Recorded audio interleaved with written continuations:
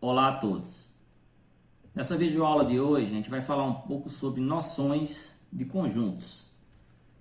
Então, nada mais é do que uma revisão de conceitos básicos que vocês já viram lá no ensino fundamental. Então, o que é um conjunto? Um conjunto é uma reunião de elementos, geralmente designado por uma letra maiúscula, ok?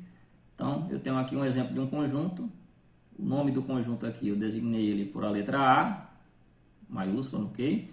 E dentro dele eu tenho os elementos A, I, O, U. No caso aqui são as vogais do nosso alfabeto, né? Já que eu utilizo letras minúsculas. Bom, um conceito bastante importante que a gente não pode deixar de relembrar é o conceito de pertinência, né? Então ele estabelece uma relação entre um elemento e um conjunto, tá bom? Sempre em relação a esses dois, ok? Então eu represento ele por essa letra, esse tipozinho aqui de E, tá bom? E eu leio ele como pertence a. Então, um exemplo para a gente relembrar aqui. Conjunto formado pelas cores da bandeira do Brasil. No caso, são designadas por V, é o verde, A, amarelo, Z vai ser o azul e o B vai ser o branco, ok? Então, escrevendo aqui esse conjunto, eu tenho aqui, o nome do conjunto eu chamei de A, e dentro dele eu tenho os elementos, Vzinho, A, Z e B, ok? E aí eu vou fazer a utilização justamente daquele símbolo de pertinência, para a gente estabelecer essa relação. Eu posso dizer que V pertence a A? Sim, eu posso, porque V é um elemento de A. Eu posso dizer que Azinho aqui, A minúsculo, pertence a A? Sim, porque esse Azinho ele faz parte do conjunto A. Eu posso dizer que Z pertence a A? Sim. Z ele faz parte do conjunto A, então ele pertence a A. B pertence a A? Sim. B faz parte do conjunto A. Ele é um elemento, A é um conjunto, então o símbolo de pertinência está perfeitamente utilizado aí. Por exemplo, eu chamei agora aqui P, digamos que seja a cor preta. A cor preta, o P, ele não faz parte desse conjunto A. Então, nesse caso, eu tenho que colocar o símbolo de não pertence, que seria o pertence cortado, ok? Mesma coisa aqui um M, que seria uma cor marrom, por exemplo. Então, ele também não pertence a A. Então, se o elemento faz parte do conjunto, eu digo que ele pertence. Se ele não faz parte, eu digo que ele não pertence. Simples, né, pessoal? Então, a representação de um conjunto. A gente já viu agora há pouco, a gente escreveu conjuntos, isso é que a gente chama de enumerando os elementos. Então, eu vou pegar o conjunto, no caso que eu chamei de A, e entre parênteses eu escrevo entre chaves, eu escrevo todos os seus elementos, ok? Então, no caso aqui, quarta é um elemento, separo por vírgula, quinta outro elemento. Então, dois elementos nesse conjunto. Então, isso é o que eu chamo de enumerar os elementos. É uma maneira de representar os conjuntos. Outra maneira seria você designar uma propriedade que é característica dos elementos desse conjunto. Então, voltando aqui ao exemplo desses 2 dias da semana, né? Isso, quarta e quinta dias da semana. Uma maneira de eu representar esse conjunto, não escrevendo os elementos, mas citando, digamos assim, a propriedade que é característica deles. Qual seria essa propriedade? Já percebi que os dois são dias da semana, ok? Mas tem uma característica também que só é inerente a eles e não faz parte dos outros dias da semana. No caso, se você observar, os dois começam com a letra Q, tá bom? Então, para me representar um conjunto através das suas propriedades, que são características dos seus elementos, eu vou escrever o nome do conjunto da mesma maneira, o igualzinho aqui, ok? E entre chaves, certo? Eu vou ter x, tal que x, isso aqui é padrão, tá bom? Estou dizendo que o x vai ser o elemento, ele vai assumir diversos valores. E aqui na frente eu coloco a propriedade que é característica de todos esses x, tá bom? Eu vou dizer que é dia da semana, beleza? Não, mas aí teria o sábado, domingo. Só que aqui eu estou restringindo, estou dizendo que cuja letra inicial é Q, ok? A gente vai fazer alguns exercícios a respeito disso aí. Outra maneira de representar um conjunto é através do diagrama de Venn. Diagrama de Venn, pessoal, Eu vou colocar o nome do conjunto, no caso aqui, o mesmo A, tá bom? E eu vou criar uma região plana e limitada, tá bom? Por uma linha fechada e não entrelaçada, tá bom? Pode ser, nesse caso aqui eu coloquei uma figura oval, mas poderia ser um círculo, um quadrado, um retângulo, um triângulo. O mais usual é esse aqui, circular, oval e também retângulos, ok? A gente vai ver exemplos lá no final da videoaula, que utiliza isso aqui na prática. E aí dentro dessa região fechada eu coloco justamente os elementos, tá bom? Fazendo referência ao conjunto da página passada, ao exemplo passado aí, quarta e quinta, ok? Então, outros conceitos que a gente não pode deixar de relembrar, que também são bastante simples, tenho certeza que todos vocês sabem, por exemplo, o conjunto unitário. O que é um conjunto unitário? Possui um único elemento, né? Então, bem simples, né? Conjunto unitário, nesse caso aqui, um exemplo aqui, quem é o elemento desse conjunto unitário? Apenas o 2, né? Só pode ter um elemento, então, conjunto unitário.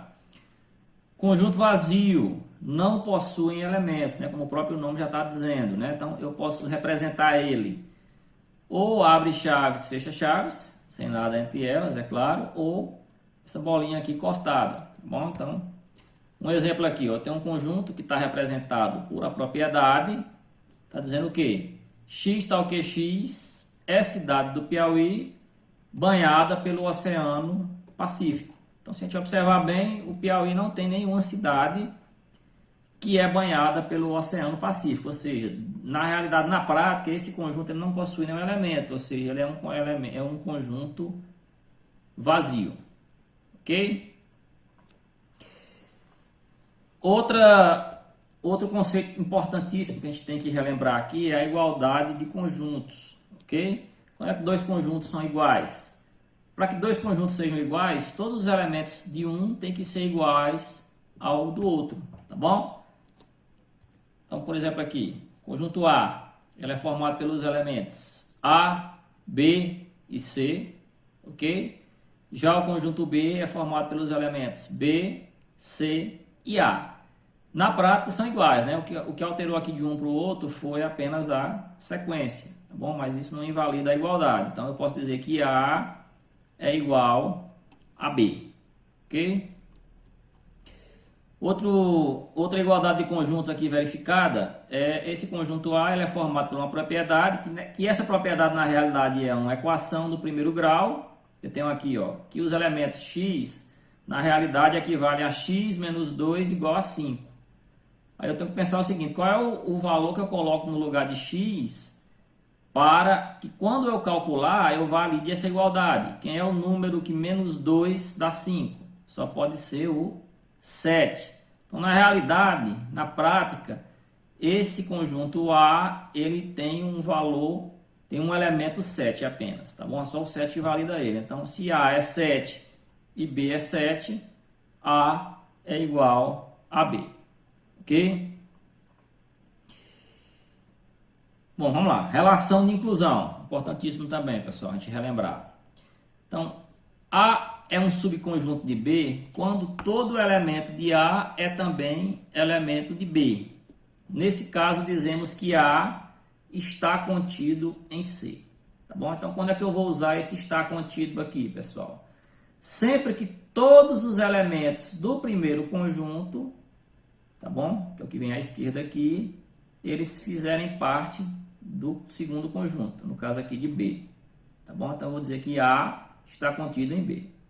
Só para a gente não misturar, quando eu estou trabalhando com pertinência, que é aquele pertence, é elemento, seria um elemento aqui para conjunto. Quando eu estou trabalhando com o sinal da inclusão aqui, que é o está contido, é de conjunto para conjunto. Tá bom? Então, vamos ver um exemplo aqui na prática. Então, o conjunto A é um conjunto que está representado pelas propriedades características aqui dos elementos. Eu estou dizendo que é o seguinte, ele é uma vogal, tá bom? Os elementos dele são vogais, e que essas vogais, elas fazem parte da palavra gato, ok? Então, vamos representar isso através de um diagramazinho de Venn, tá bom? Tem aqui o A, aquela regiãozinha lá fechada, e aí dentro dela eu tenho os dois elementos, né? Que no caso são as vogais da palavra gato. Mas os elementos da palavra, do conjunto B, são vogais da palavra apoio, ok? Então, se eu observar apoio, eu tenho A, O e I. Ou seja, o A e o O já está aqui no conjunto A. Então, para mim construir esse conjunto B, ele vai englobar tanto o conjunto A e fora dele vai ter o elemento I, que também faz parte, também é vogal da palavra apoio. Então, se eu observar aqui, o que é que acontece? O conjunto A, todos os elementos de A estão dentro de B. O conjunto A está dentro de B. Ele é um subconjunto de B. Então, nesse caso, eu digo que A está contido em B. Ok? Só para a gente não atropelar aqui as coisas, vamos ver alguns exercícios em relação a isso que a gente acabou de ver. Exercícios resolvidos. Então, dados os conjuntos A, 0, 1, 2, B, 3, 4, 5 e C, 0, 1, 2, 4 e 5, verifique quais das seguintes sentenças são verdadeiras ou falsas, ok? Então vamos lá, letra A, estou dizendo o seguinte, que 0 pertence a A, beleza? Então primeiro coisa que eu verifico é se como eu estou usando um símbolozinho de pertence, se eu estou trabalhando de elemento para conjunto. E sim, o 0 é um elemento. Próxima coisa que eu tenho que verificar é se esse elemento faz parte do conjunto A. Tá bom? Então, se vocês observarem aqui, ó, 0 faz parte de A. Então, eu vou dizer que 0 pertence a A, é uma sentença verdadeira. Aqui, ó, na letra B, a sentença está dizendo o seguinte, que 3 está contido em B. Nesse caso, eu estou trabalhando agora, ó, com o símbolozinho da inclusão. Nesse caso aqui, eu tenho que trabalhar conjunto para conjunto. O 3 até que faz parte lá do B. Só que essa representação está incorreta, ok? Eu não posso dizer que o 3 está contido em B, porque o 3 não é um conjunto, ele é um elemento. Então, apesar de ele fazer parte do B, eu não posso dizer que ele está contido, porque ele não é um subconjunto, não é um conjunto, ok? Então, essa sentença aqui ela é falsa.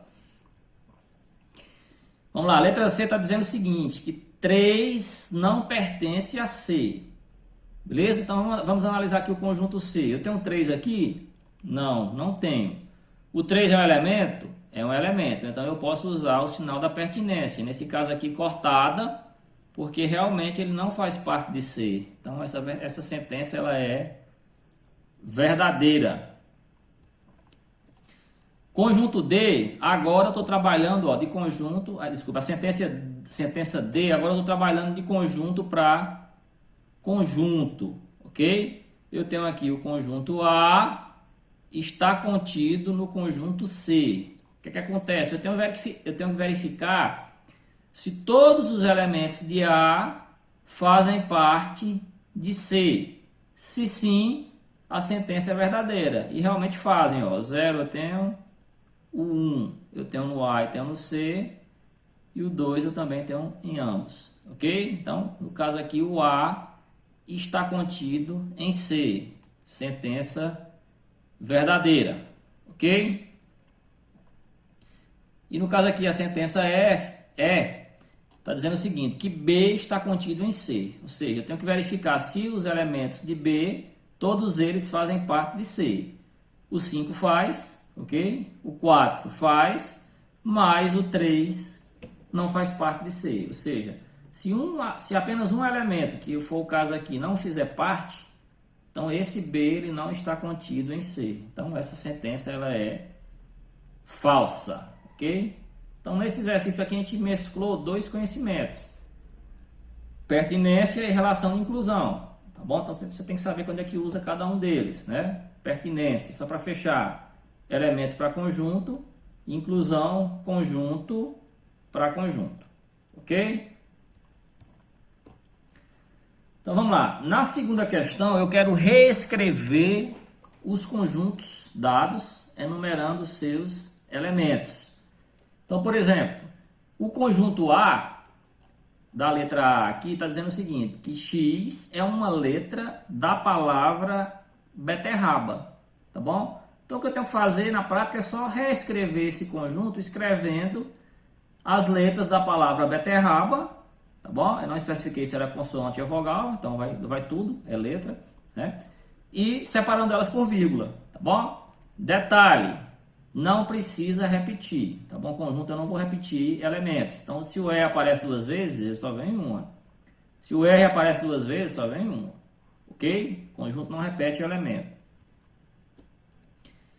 Letra B, eu tenho um conjunto B que está dizendo o seguinte, que x tal que x é múltiplo de 4, tá bom? Então vão ser números múltiplos de 4, quem são eles? 0, 4, 8, 12, 16, 20, 24, 28, 32 e aí vai. Só que eu especifiquei um início e um fim, ó. Eu estou dizendo que esses números eles têm que ser maiores que 3, tá bom? Então o próximo número múltiplo de 4 maior que 3 é justamente o 4 e menor que 20. O 20 até é múltiplo de 4, mas tem que ser menor que 20, ou seja, eu só vou até o 16. Então, meu conjunto B representando, enumerando os elementos seria esse aí, tá bom? 4, 8, 12 e 16. Ok, pessoal? Adiante. Então, vamos lá. Interseção e reunião, ok? Então, a partir de dois conjuntos, A e B, a gente pode construir novos conjuntos, pessoal. Então, para fazer isso, a gente vai ter que obedecer algumas condições pré-estabelecidas. E, na realidade, são algumas operações que a gente vai relembrar aqui. A primeira delas é a interseção, tá bom? Então, se eu tenho dois conjuntos, A e B, e aí eu quero dar a origem a um novo conjunto, que esse conjunto é a interseção dos dois primeiros conjuntos. Então, a interseção, nela contém os elementos que pertencem simultaneamente aos dois conjuntos A e B. O que é que acontece? Esse conjunto é chamado de interseção de A e B e ele é indicado por essa simbologia, pessoal. Eu coloco o A, que é o primeiro conjunto, no início, o B, que é o segundo conjunto no final, e entre eles eu coloco esse U de cabeça para baixo, tá bom? Então isso é o que representa a interseção. Como é que funciona isso na prática?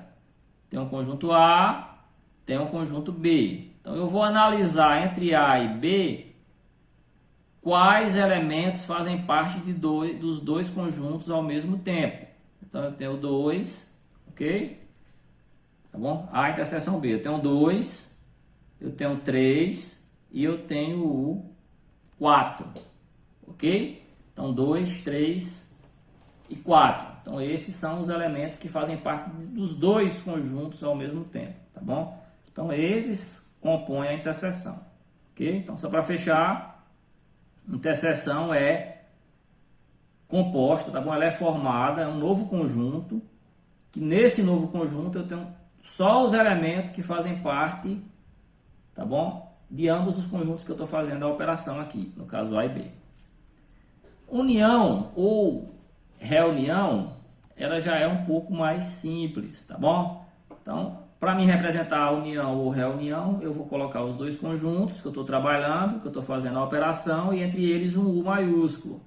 Então, na reunião é só você juntar tudo, digamos assim. Vamos ao mesmo exemplo. Eu tenho A, 0, 1, 2, 3, 4, 5, e B, 2, 3, 4, 6 e 7. E eu quero fazer a união de A e B. Ok, pessoal? Então, na união de A e B, é só você pegar todos os elementos de A e juntar com todos os elementos de B. E, como eu falei anteriormente, não precisa repetir elementos. Por exemplo, 2, que está em ambos os conjuntos, só coloca uma vez.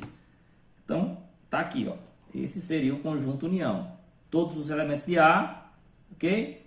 Mais os 6 e o 7 que eu tinha em B, ok? O 2, o 3 e o 4 também já tinha em A, né? Não precisa repetir. E para fechar esse primeiro capítulo nosso, pessoal, a gente vai falar um pouco aqui sobre a diferença de conjuntos, tá bom? Então, tem o conjunto A e B. Do conjunto A eu posso tirar os elementos que fazem parte de A e B ao mesmo tempo. Isso é a diferença, ok? Como é que eu represento a diferença? É igual na aritmética normal, né? Então, eu tenho um A menos o B. Como é que isso funciona na prática? Mesmo exemplozinho dos conjuntos, ok? Eu quero fazer a diferença, ó. Tem um conjunto A e o conjunto B. Só que agora eu quero fazer A menos B. Identifico os que são repetidos, tá bom? Os que são simultâneos nos dois conjuntos, ok? E eles eu vou retirar da minha diferença. Só que o que acontece? Como eu quero fazer A menos B, então eu vou pegar o conjunto A completo, 0, 1, 2, 3, 4, 5, e dele eu retiro os caras, tá bom? Os elementos que fazem parte tanto de A como de B, que no caso aqui é 2, 3 e 4. Então vai sobrar quem? 0, 1 e 5, ok? Essa é a diferença. Se por acaso fosse B menos A, que eu não coloquei aqui, eu ia pegar o conjunto B e dele eu ia tirar o 2, o 3 e o 4, que é o que se repete. Ia sobrar 6 e 7. Ok? Então vamos a alguns exercícios resolvidos aqui para a gente treinar mais um pouco. Então, dados os conjuntos A, 1, 2, B, 3, 4, 5 e C, 0, 1, 2, 4 e 5. Determine. Então, na letra A, eu quero fazer, vamos lembrar aí, o uso de cabeça para baixo é a interseção, né? Então, eu vou pegar o conjunto A e vou procurar no conjunto C elementos que são comuns aos dois, tá bom? Que fazem parte dos dois ao mesmo tempo. Então, quem é? O 1, eu tenho no A, tenho no C. Beleza, 1. O 2, tenho no A, tenho no C. Então, o conjunto de interseção de A e C vai ser 1 e 2. Outra interseção na letra B. Agora eu quero fazer a interseção do conjunto A com o conjunto B. Tá bom? Então, conjunto A, 1 e 2. Conjunto B, 3, 4, 5. Se a gente observar, não tem nenhum elemento que faça parte de A e B ao mesmo tempo. Ou seja, minha interseção aqui vai me retornar um conjunto vazio, ok?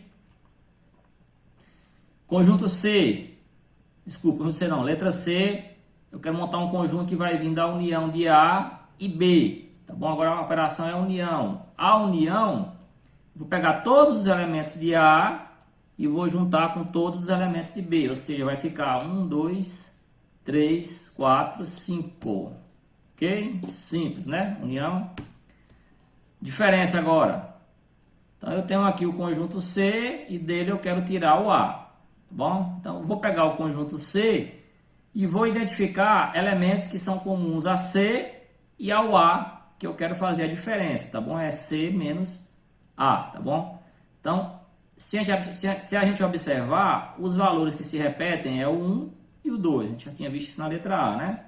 Então, eu vou pegar o conjunto C e vou tirar o 1 e o 2, que são os caras que se repetem. Vai sobrar quem? 0, 4 e 5.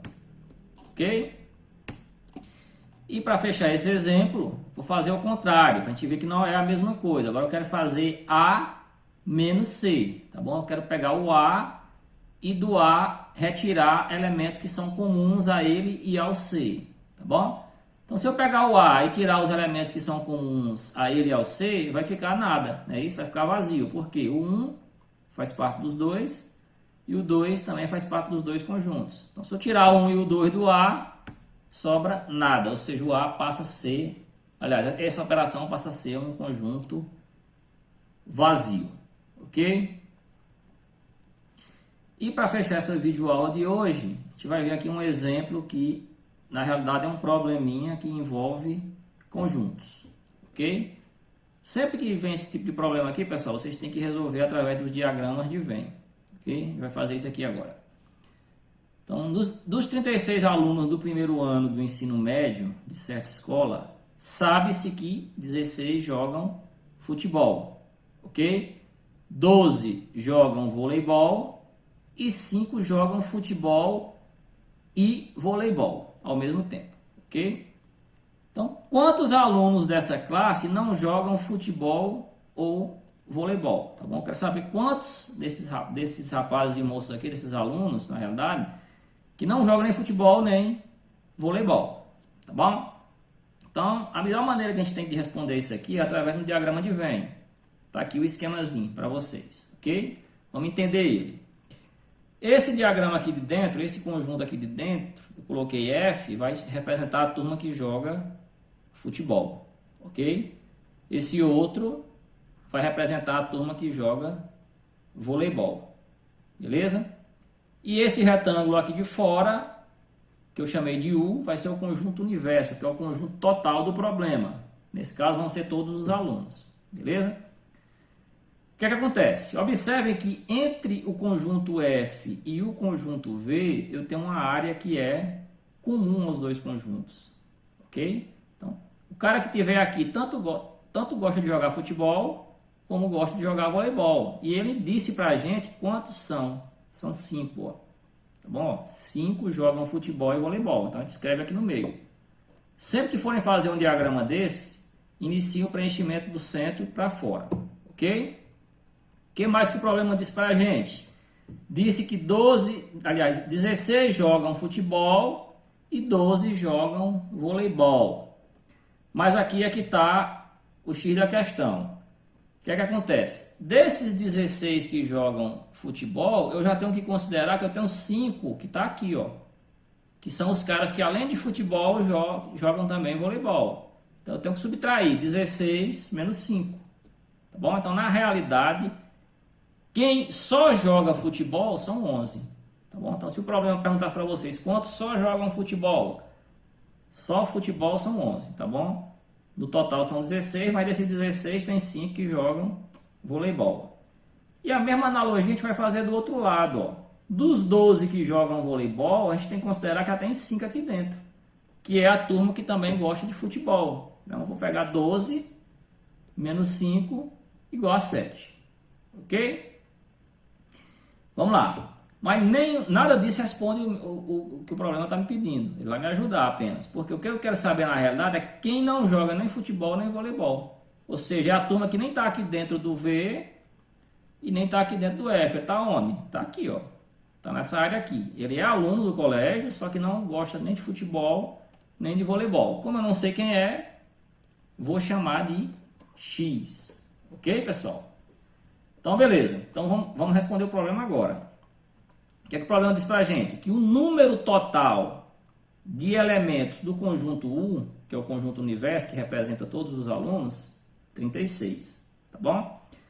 Outra maneira que eu poderia obter esses elementos seria somando, não é isso? Se eu somar 11 mais 5 mais 7 e x, que eu não sei quem é, eu tenho que ter o total de alunos que estão aqui dentro. Então, eu vou montar essa expressãozinha bem aqui, ó. Vou dizer que o número de alunos do conjunto universo, tá bom? Ele é igual a x, que é o pessoal que não joga nada, nem futebol nem voleibol, mais 11, que é quem só joga futebol, mais 5, que é quem joga futebol e voleibol, e mais 7, que é quem só joga voleibol, tá bom?